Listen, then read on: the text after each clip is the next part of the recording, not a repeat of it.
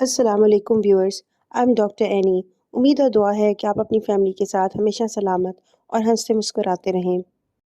आज हम डिस्कस करेंगे कि अगर बेबी ब्रीच यानी उल्टा हो तो क्या नॉर्मल डिलीवरी मुमकिन है या नहीं। बहुत सी खवातीन जब 5वें या छठे माह में स्कैन करवाती हैं और डॉक्टर बताती हैं कि बेबी ब्रीच है तो वो बहुत परेशान होती हैं।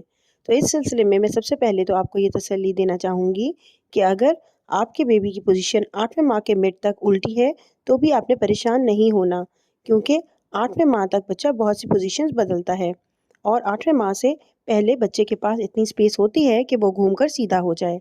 लेकिन 8वें माह के मिड या 9वें माह से बेबी पेल्विस में फिक्स होना शुरू हो जाता है और इसके सीधा होने के चांसेस कम हो जाते हैं।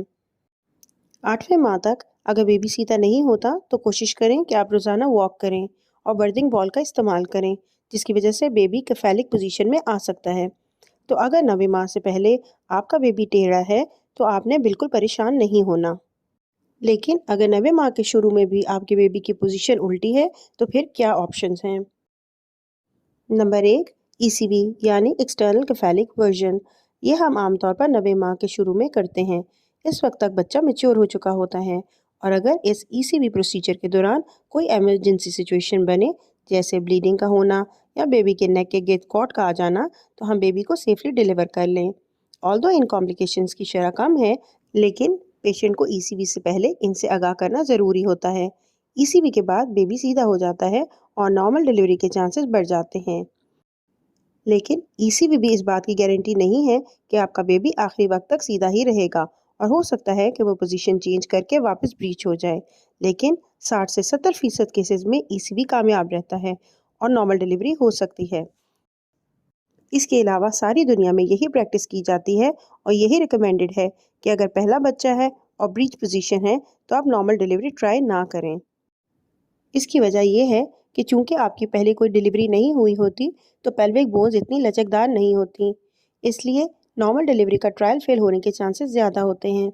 इसके अलावा बच्चे की हार्ट बीट ख़राब हो सकती है, जिसकी वजह से इमरजेंसी में ऑपरेशन करना पड़ सकता है और ये भी मुमकिन है कि ब्रीच डिलीवरी के दौरान बेबी का सर स्टक हो जाए।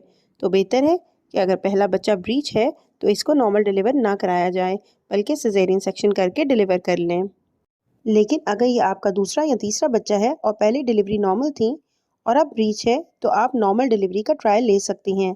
आप इससे पहले ईसीवी की ट्राई कर सकती हैं, लेकिन चूंकि दूसरी तीसरी डिलीवरी में यूट्रस जरा लैक्स होता है तो ईसीवी की रिवर्जन के चांसेस ज़्यादा होते हैं, यानी बेबी केफेलिक पोजीशन से घूमकर वापस ब्रीच हो जाता है। लेकिन इस केस में जब आपकी पहले नॉर्मल डिलीवरीज हो चुकी होती हैं, आप ब्रीच डिलीवरी को ही प्रेफर करें और इस तरह आप सिजेरियन सेक्शन की कॉम्प्लिकेशन से बच सकती हैं और बेबी का आउटकम भी बेहतर होता है। अब एक और सिनेरियो ये है कि अगर आपके ट्विन्स हैं तो फिर क्या करना चाहिए। इस सूरत में अगर पहला बेबी केफेलिक है यानी सीधा है और दूसरा बेबी ब्रीच है तो फिर आप नॉर्मल की ट्राई कर सकती हैं, क्योंकि अगर पहला बेबी जो सीधा है वो डिलीवर हो जाता है तो दूसरे बेबी जो कि ब्रीच पोजीशन में है इसको डिलीवर करना आसान हो जाता है।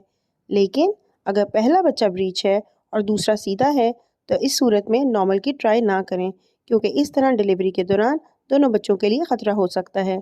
तो बेहतर है कि इस सूरत में सिजेरियन सेक्शन के ज़रिए दोनों ट्विन्स डिलीवर कर लिए जाएं, ताकि इनका आउटकम बेहतर हो और माँ के लिए भी कॉम्प्लिकेशंस ना हों।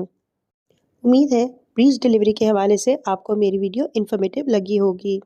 इस सिलसिले में आपके ज़हन में कोई सवालात हैं तो आप कमेंट सेक्शन में पूछ सकती हैं। अगर आप चाहती हैं कि मैं किसी ख़ास टॉपिक पर वीडियो बनाऊं तो कमेंट सेक्शन में अपने राय का इजहार कर दीजिए।